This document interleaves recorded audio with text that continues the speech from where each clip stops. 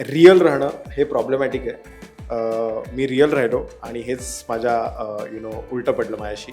ते ठरवतात की प्राजक्ता आणि करणला कपल दाखवायचं आहे का. सगळ्या सदस्यांना मी एवढंच सांगतो की प्राजक्ताची काळजी घ्या, बिकॉज मला इथून बाहेर जायला रडायला येत नाहीये. मला जे मनात रडायला येते ते तिच्यामुळे येते, बिकॉज ती एकटी राहिली. बट जे खोटं खेळतात, जे फेक वागतायत आरबी सारखं, ते पुढे झाले, ते लोकांना आवडतंय. नमस्कार, मी दीपाली म्हात्रे आणि तुम्ही पाहताय लोकमत फिल्मी. बिग बॉस मराठीच्या घरातनं खरं तर 2 एविक्शन झाले आणि सगळ्यांसाठी एविक्शन शॉकिंग होते. माझ्यासोबत आता करण सोनावणे आहे. कारण स्वागत आहे लोकमत फिल्मीमध्ये. Thank you so much. खरं तर विजेतेपदाचे दावेदार म्हणून तुमच्या दोघांकडेही बघितलं जात होतं, आयुष आणि तू. खरं तर सुरुवातीच्या काही आठवड्यात तुला सांगितलंही गेलं की थोडा गेम अप कर. तुझं म्हणणं होतं की मी थोड्या थोड्या दिवसांनी करेन. काय वाटतं, थोडा गेमची स्टार्ट करायला, गेम समजायला थोडा वेळ लागला का एक पाऊल पुढे टाकायला थोडा वेळ लागला? गेम समजायला खरंच वेळ लागला, बट आता बाहेर येऊन मला गेम कळला आणि त्याच्यानंतर मला कळलं की जर मी माझा गेम असा अप केला असता जसा प्रेक्षकांना पाहिजे, तर मी फेक राहिलो असतो. आणि मी फेक नाही राहू शकत आणि तोच प्रॉब्लेम झाला. मला वाटतं की घरात रिअल राहणं हे प्रॉब्लेमॅटिक आहे. मी रिअल राहिलो आणि हेच माझ्या उलटं पडलं माझ्याशी. आयुषला पण तोच प्रॉब्लेम झाला. आता कदाचित प्राजक्ता आणि सचिनजींना पण तो प्रॉब्लेम होऊ शकतो, बिकॉज आम्ही खरंच खूप रिअल राहिलो या घरात. आणि जर जेन्युअन पर्सनॅलिटी जर तुम्हाला जाणून घ्यायची आहे तर आम्ही चौघेच होतो. बाकींनी हळूहळू त्यांचा गेम थोडा ॲक्टिंगमुळे, थोडा फेकनेसमुळे शिफ्ट करत गेलेत. पण जर ते प्रेक्षकांना आवडत आहे तर मला काही बोलायचं नाही आहे. बट मला असं वाटतं की मी रिअल राहिलो, मी रिअलच बाहेर आलो. जेव्हा मला बाहेर येऊन कळलं की अरे असंच पाहिजे होतं, तर मी बोललो ओके, जर तसंच पाहिजे होतं तर तसं मी नाहीये.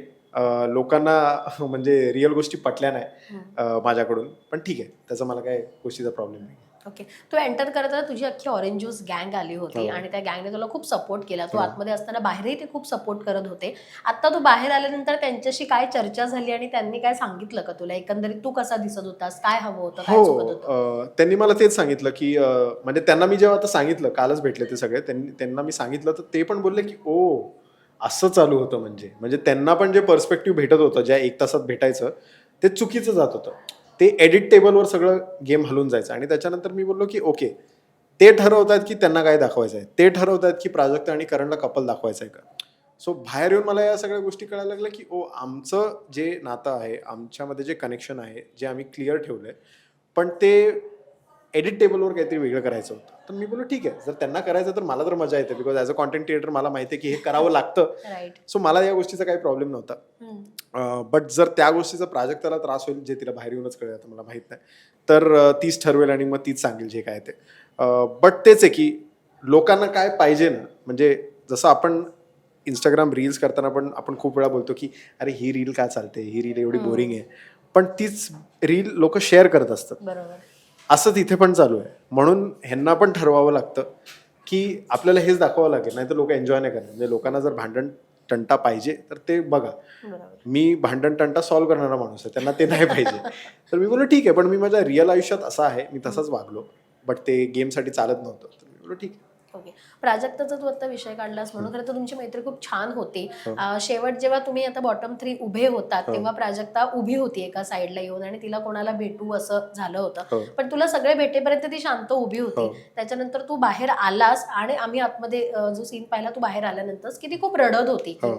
आता मिस करेन, आणि त्याच्यावर एक कॅमेरा गेला की तुझा एक कप, तिचा एक कप आणि ते. सर त्या मुवमेंट तुझ्यासाठी किती स्पेशल होत्या. आणि आम्ही एक सीन बघितला ज्याच्यावर आता मी तुला विचारेन की तू एका त्या फळांच्या टास्क मध्ये तिने तुला हात दिलेला पकडायला आणि तू मस्ती करत होता. सो एक्झॅक्टली काय कनेक्शन होतं तुमच्या दोघांचं ते जाणून घ्यायला आवडेल. सो बेसिकली म्हणजे आता हे मुद्दे आहेत, मी त्या मुद्द्यांवरच बोलेल, बिकॉज अजून मी तन्वीसारखं नाही करू शकत की मी मुद्दा हाय आणि भलतेच काहीतरी बोलायचं आहे. आता तो फळांचा जो टास्क होता, फळांच्या टास्कमध्ये एकदम शॉर्ट अँड स्वीट आहे की आम्ही दोघे घरात एकदम बालिश प्रमाणे मित्र होतो. म्हणजे एकदम, म्हणजे शाळेतले कसे मित्र असतात तसे. तर आमचं हे असं की आम्ही बाजूबाजूला बसलो ना, भाऊच्या धक्क्यावर असेल किंवा कुठेही, आम्हाला जर झोप वगैरे येत असेल किंवा बोर होत असेल ना, तर आता जशी तू बाजूला बसली तसं मी मारतो. ओके. मी मारायचो तिला की ए उठ उठ, हे करायचो. तर तिने काय केलेलं की मी तिची झोप उडवत होतो, म्हणून तिने हात ऑलरेडी असा ठेवलेला आणि मी तिला ते मारत होतो. तर मला कळायचं अरे हिचा हात आहे. ते आता लोकांना या अँगलमध्ये घेतलं. म्हणून मी बोललो ना की मला ते हसायला येतं की तुम्हाला दाखवताय काय, तुम्ही गणताय कसे, आणि मग त्याचं म्हणजे एडिटमध्ये ते 1 ते 10 होत आहे, पण इथे 10 ते 100 होत आहे. हे बघा, हे हात पकडायचा प्रयत्न करतात आणि हे करतात. पण आमचं काही असं नव्हतं. म्हणजे आम्ही हात पण पकडलाय, बट फॉर अदर रिझन्स. मस्तीमध्ये पकडलाय, तेच नाही दाखवलं, बट इथे हे दाखवलं. सो असा मुद्दा आहे. आणि दुसरा मुद्दा तू काय बोललीस? की तुमचे कनेक्शन होतं, एक वेगळा बॉन्ड होता, ती Bond, जाताना ती उभी होती जाताना, आणि हो, तुला हो, हो. भेटण्यासाठी ती थांबलेली. सो त्याच्यात पण असं होतं की तिथे आता ते अगेन ते एडिट करून टाकलं सगळं, जे मी काल बघितलं एपिसोडमध्ये, की मी तिथे प्रॉपर स्पीच दिला तिच्यासाठी एक. अच्छा. आणि मी सगळ्यांना बोललो की सगळ्या सदस्यांना मी एवढंच सांगतो की प्राजक्ताची काळजी घ्या, बिकॉज मला इथून बाहेर जायला रडायला येत नाहीये. मला जे मनात रडायला येते ते तिच्यामुळे येते, बिकॉज ती एकटी राहिली. म्हणजे आयुष जरी तिच्यावर राहिला असता तरी मला प्रॉब्लेम नव्हता, पण तिचे 2 पिलर जे मेंटल स्टेटला तिच्या नॉर्मल ठेवायचे तेच निघून गेले. सो मला तिच्यासाठी काळजी होती. मी तिला बोललो पण की मी तुझ्या डोळ्यात नाही बघू शकत, बिकॉज तू खूप रडते. तिने मिठी मारली त्यावेळी मला असं झालं की मी नाही करू शकत मिठी, कारण मी इथे जे काय करेल ना ते मला माहिती आहे की इथे बाहेर येऊन 10चं 100 होणार आहे. असं मला अशा काही गोष्टी नाही करायच्या ज्याच्याने तू वीक दिसशील. आणि मी पण काल खूप एक्सायटेड होतो तिचं रिॲक्शन बघायला जेव्हा ती बाहेर पडली. म्हणजे सचिनजी आत आले तेव्हा अक्षरशः ती काय, विशाल काय, सगळेच नम झाले. कारण सगळ्यांना असं होतं की करण नाही आला आणि करण गेला म्हणजे नक्की काय गेम आहे. तर तिचं मग रिॲक्शन ऑफकोर्स वर तिचा बांध फुटला आणि मग ते रडायला लागली. आणि मी तिला बोललेलो पण खूप आधी की काही झालं ना सगळे जातील, पण बाल्कनीवर आपला एक माणूस नेहमी पाहिजे. आणि तिने ते ठेवलं, जपलं, ते मला खूप आवडलं. मध्यंतरी एका संभाषणादरम्यान आम्हाला असंही बाहेर कळलं की तू तिच्याबद्दल एक भावना व्यक्त केल्या आहेस, प्रेमाच्या भावना, की आवडतेस आणि हे सगळं. सो काही त्याबद्दल तुला काही बोलायचंय, किंवा ते असं नंतर सगळीकडे व्हायरल झालं, म्हणजे न्यूजवरही आलं, मग काय होतं आणि नक्की म्हणजे? एक्झॅक्ट असं होतं की करणने त्याच्या भावना व्यक्त केल्यात. प्राजक्तामध्ये त्याला कुठेतरी आतापर्यंत तो आई बाबांशी अटॅच झाला होता, तू असं म्हणाला होतास की त्याच्यानंतर तो प्राजक्ताशी अटॅच झालाय तेवढाच. राईट. सो त्याबद्दल तुला काय हा, म्हणायचं? मी तिला व्यक्त केलं, बिकॉज मला ना हळूहळू तिला जो त्रास होतोय आणि तिचा जो गैरफायदा लोक आत करून घेत आहेत. बिकॉज अगेन मी जसं बोललो की आम्ही दोघेही रिअल आहोत, फक्त ती जरा जास्त इमोशनल आहे आणि त्याच्यामुळे त्या गोष्टीचा खूप लोक फायदा घेत आहेत. मला ते पटत नव्हतं आणि ते मला हळूहळू दिसायला लागलेलं. आता म्हणजे 2-3 हफ्ते झाल्यानंतर एक माणसावर आपलं कनेक्शन होऊन जातं, बिकॉज रोज त्या माणसासोबत उठतोय, आपण बोलतोय, गप्पा मारतोय, जेवतोय, सगळं चालू. सो मला त्यावेळी असं जाणवलं की तिला जो त्रास होतोय ना त्या गोष्टीचा मला त्रास होतोय, की तिचा लोक गैरफायदा वापरून घेतात ना, ते मला खूप त्रास होतो. आणि मी तिला बोलू नाही शकत, बिकॉज गेम आहे, इंडिव्हिज्युअल गेम आहे. आणि म्हणून मी तिला बोललो की मला पहिल्यांदा जाणवत आहे, जसं मला आईबाबांबद्दल जाणवतं की आईबाबांना जर त्रास होतोय तर त्या गोष्टीचा मला खूप त्रास होतो. मग मला तो त्रास होतोय, मी त्यांना दाखवू नाही शकत. सो तसंच माझं तिच्यावर कनेक्शन झालेलं. आणि मी बोललो की हे पहिल्यांदा झालं एवढ्या वर्षांनंतर, मी फेमस झाल्यानंतर मला कळलं की असा बॉन्ड माझ्यावर कोणा जेन्युअन झालाय आणि तिच्या बाबतीत काळजी वाटते. आणि तिने पण ते एक्सेप्ट केलं की कारण हे होणारच आहे, माहिती आहे, म्हणजे तू इमोशनल एक पर्सन आहेस. मी लोकांना दाखवत नाही की मी किती सेन्सिटिव्ह आणि इमोशनल आहे, बट माझी ती बाजू आहे जी मी ती नेहमी लपून ठेवतो, किंवा आता ती जास्त दाखवत नाही, बिकॉज खूप लोकांनी गैरफायदा माझा करून घेतलेला आहे. पण ठीक आहे, मला त्याचा काय प्रॉब्लेम नाही. मी तेच तिला व्यक्त करत होतो, पण अगेन ते भलतीकडे बाहेर गेलं. पण मी ते एन्जॉय करतोय, मला खरंच त्या गोष्टीचा प्रॉब्लेम नाही.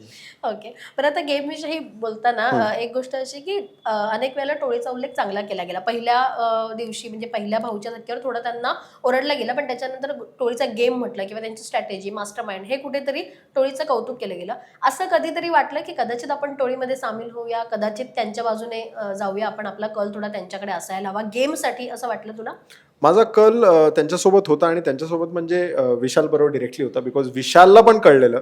जसं मी मागाशी तुला बोललो की जेव्हा सचिनजींनी एंटर केलं तेव्हा विशालच्या चेहऱ्यावर पण मला शॉक दिसला.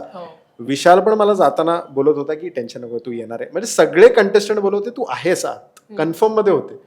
सचिनजींना बघून त्यांना असं झालं की अरे हे झालं काय. सो टोळीमध्ये जॉईन व्हायची माझी कधीच, म्हणजे मी कधीच नाही. मी जॉईन होईल तर फक्त विशालला होईल, बट ॲज टोळी, ॲज अ ग्रुप मी कधीच जॉईन होईल. आणि हे विशालला मी आधीच बोललेलो, प्राजक्ता पण बोललेली की जोपर्यंत तू त्या मुलींबरोबर आहे ना तोपर्यंत मी तुझ्यासोबत नाही राहू शकत, बिकॉज तू काहीतरी वेगळा गेम खेळशील. सो तेवढे आम्ही अगेन हे तुम्हाला गोष्टी बाहेर दाखवल्यात नाही दाखवल्यात मला नाही माहिती. सो आम्ही आमचा गेम खेळत होतो, फक्त ते मध्ये सगळं होत होतं, पण ठीक. ओके. राकेश बद्दल बोलायचं झालं तर राकेश, तुमचा बॉन्ड पहिले खूप छान होता. इव्हन प्राजक्ता आणि राकेशचा बॉन्डही छान होता. नंतर काय खटकलं की राकेश अचानक तुमच्या मतांच्या विरुद्ध वागायला लागला, किंवा तुमच्या मतांशी सहमत नाही व्हायला लागला. ह्याचं कारण कुठे झालं? सो राकेश, जसं मी म्हणतो की तो एक fake person but great actor आहे. सो ते त्यांनी म्हणजे ऑफकोर्स आता ते लोक एक्सेप्ट नाही करणार, बट त्यांनी बिग बॉस केलाय तर त्याला बिग बॉसचा एक स्ट्रक्चर माहिती आहे की असा बिग बॉस खेळला जातो. सो तो तसा तो करत राहिला. म्हणजे पहिले 2 हफ्ते तो खूप चांगला जेंटलमॅन बनला. त्याच्यानंतर जेव्हा दिव्या बाहेर गेली त्याच्यानंतर त्यांनी त्याचे खरे रंग दाखवले. आता म्हणजे शेवटचे 2 हफ्ते. सो तो चांगला मास्टर माइंड आहे. बट एक बाजूला तो मला बोलतो की प्राजक्ताची काळजी घे, ती खूप इमोशनल आहे. आणि दुसऱ्या बाजूला तो प्राजक्ताच्या मागे म्हणजे तिच्या एक्झॅक्टली मागे बसून राखीबरोबर तिची टेर उडवतोय. तिला रोस्ट करतोय की हिचा आवाजच पोचत नाही वगैरे काय काय ते म्हणजे मी ऐकलेलं, ते दाखवलं का मला माहित नाही. आणि ती रडायला लागली त्याच्यावर आणि त्याच्यानंतर ती मला येऊन बोलली की अरे असं असं झालं. आणि मी प्राजक्ताला बोललो, बघितलं तू किती इमोशनली कनेक्टेड आहे, तुला अजूनही वाटतं की आरबी आपला मित्र आहे, एक्झॅक्टली. बट तो विचार नाही करत आहे त्या गोष्टीचा, तो इंडिव्हिज्युअली खेळतो. आता हे तिला कळलंय का नाही मला हे माहित नाही. पण तो पण तुला मध्ये जिम एरियात आम्ही बघितलं, तुला सल्ला देताना दिसत होता की हो. तू प्राजक्ताला सांभाळ, सांभाळ, हो. प्राजक्ताची हो, काळजी हो, घे हो, हो, असं. हो. सो त्याच्याकडनं ते नाही, पण तो तुला का सांगत होता असं? मी तेच बोललो की जर तू बनतोस जेंटलमॅन आणि Exactly. तू असं बोलतो की मला एक्सपिरियन्स आहे आणि जर तुला तिची खरंच काळजी आहे तर मग तू तसं का नाही वागत आहे. मग तेच होत आहे ना की मी लोकांवर विश्वास ठेवला, हाच माझ्यासाठी प्रॉब्लेम झाला. मी खरा खेळलो म्हणून हाच प्रॉब्लेम झाला. बट जे खोटं खेळतात, जे फेक वागतायत आरबी सारखं, ते पुढे चाललेत, ते लोकांना आवडतंय. सो जर ते लोकांना आवडतं तर ठीक आहे, पण मला ते आवडत नव्हतं, प्राजक्ताला ते आवडत नाही, सचिनजींना ते आवडत नाही, आयुषला ते आवडत नाही. म्हणून जे रिअल पर्सनॅलिटीज होते ते मी आणि आयुष होतो, आणि जे आहेत ते सचिनजी आणि प्राजक्ता आहे. तुला असं वाटतं एखादा मुद्दा तिथे खूप स्ट्रेच केल्यानंतर किंवा तो मुद्द्याचा खूप गवगवा केल्यानंतर तो मुद्दा हायलाईट होतो आणि आपण दिसतो, कारण रुचिता आणि तुझ्यामध्ये असा मुद्दा घडलेला पिठावर ना, आणि तो मुद्दा जर तू हायलाईट केला असतास तर तू खूप दिसला असतास, तू गाजला असतास. असं म्हणतात ना की तो मुद्दा स्ट्रेच करता आला असता. हे जर रुचिताबाबत झालं असतं तर रुचिताने तो खूप तुला वेगळ्या लेवलला नेला असता.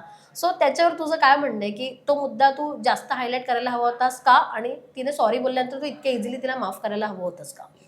अगेन तो मुद्दा मी खेचला असता, पण तिने पटकन येऊन मला सॉरी बोलला आणि क्लॅरिटीमध्ये बोलली. तर मला नॉर्मल आयुष्यात माझं असं आहे की जर कोणाला चूक जाणवली आहे खरं मनापासून, तर मी तिला कॅमेऱ्यात पण बघून तिला बोललो की कॅमेऱ्यात बघून बोल की सॉरी, मला नको बोलू, कारण महाराष्ट्राला कळलं पाहिजे की तू सॉरी आहेस. ते झालं आणि मी सॉरी केलं. बट ऑफकोर्स जसं तू आता बोलतेस की विषय तोच होता की विषय खेचला पाहिजे होता. मी तसा नाही विषय खेचणारा, म्हणून ते मी फेक पर्सनॅलिटी मग होऊन जातो. बट लोकांना आवडतं की विषय खेच, आता जर तू भांडलाच आहे तर खेच. ठीक आहे, तुमचं मत आहे ते, मला त्याच्याशी काय म्हणजे तुमच्या मतांसाठी मी माझी पर्सनॅलिटी चेंज करणार हे तर नाही होऊ शकत. मी जसा आहे तसाच राहील. बट ऑफकोर्स ते लोकांना नाही पटलं आणि म्हणून मी बाहेर आहे आता. येस. करणला आम्ही एकदम सकाळी गाणं वाजल्यानंतर जे काही स्विमिंग पूलमध्ये उडी मारताना बघायचो, एवढे लोक त्या थंडीतनंच बाहेर यायला खरं तर खूप म्हणजे बिचकायचे की आता या ब्लँकेटमधनं कसं बाहेर यायचं, आणि करण थेट डायरेक्ट स्विमिंग पूलमध्ये उडी मारायचं. प्लॅन करून गेलेलं असतं की आपल्याला हे असंच करायचं, आणि ते एक असतं ना की आपली एक वेगळी पर्सनॅलिटी ही आपल्याला कुठेतरी दाखवायची आहे. सो त्याच्यासाठी हे सगळं विचार करून गेलेलंच का तिथे?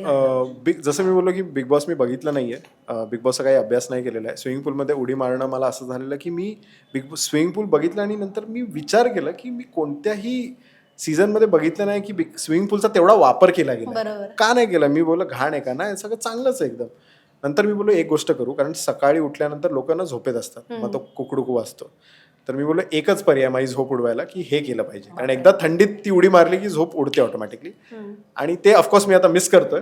एवढे दिवस केलं, कन्सिस्टंटली केलं, एकही दिवस मिस नाही केला. ज्या दिवशी गाणं बंद पडलं त्या दिवशी आयुषने माझ्यासाठी गाणं म्हटलं आणि मी पाण्यात उडी मारली. बापरे. सो ते एक वेगळं बॉन्ड होतं स्विमिंग पूल बरोबर पण माझं, ते खूप मिस करतो मी. आणि आता मला माहिती आहे स्विमिंग पूल असं एकदम ऍक्च्युली थंड पडलं असेल. हो.